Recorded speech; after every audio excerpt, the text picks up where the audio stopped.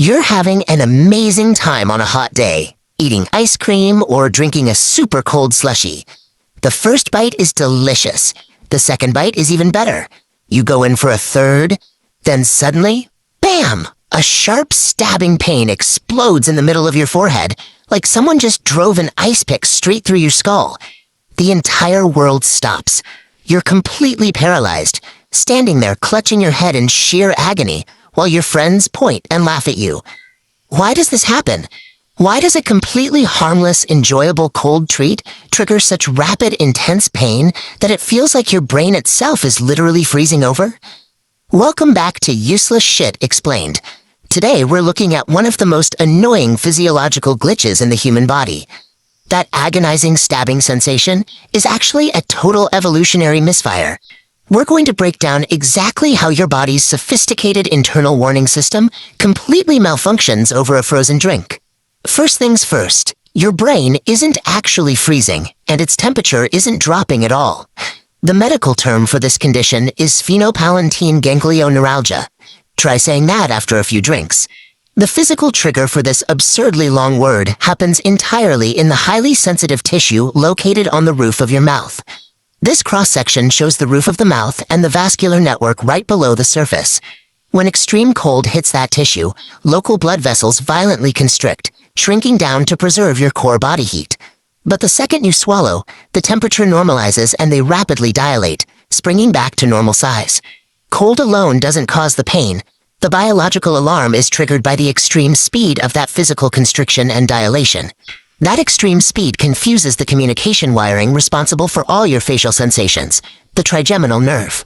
Look at this nerve pathway connecting the palate to the central receiver in your brain.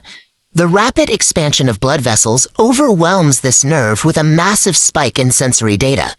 Your brain misreads this overwhelming surge.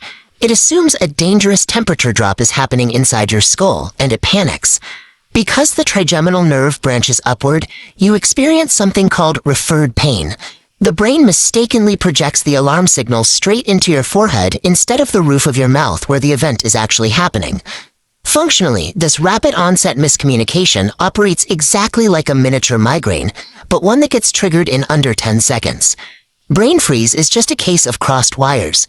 Your brain executes a dramatic, full-scale defense protocol against a threat that simply doesn't exist.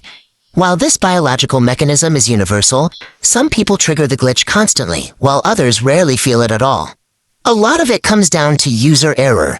If you eat cold treats aggressively fast, or if you inhale cold air through your mouth while chewing, you're practically asking for it. Genetics play a role too.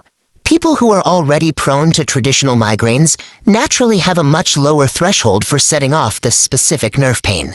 If you do set off the alarm, you can manually override it.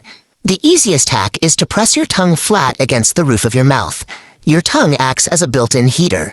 It transfers your body warmth directly to those constricted vessels, which gently stabilizes their dilation instead of letting them violently snap back. You can get the exact same stabilizing effect on your palate's tissue by immediately drinking a room-temperature liquid. Despite the agonizing intensity, the condition is completely harmless.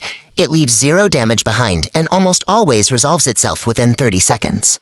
Speaking of annoying things your body does, next week we're explaining the biological reason you wake up with that crusty white stuff in the corners of your eyes.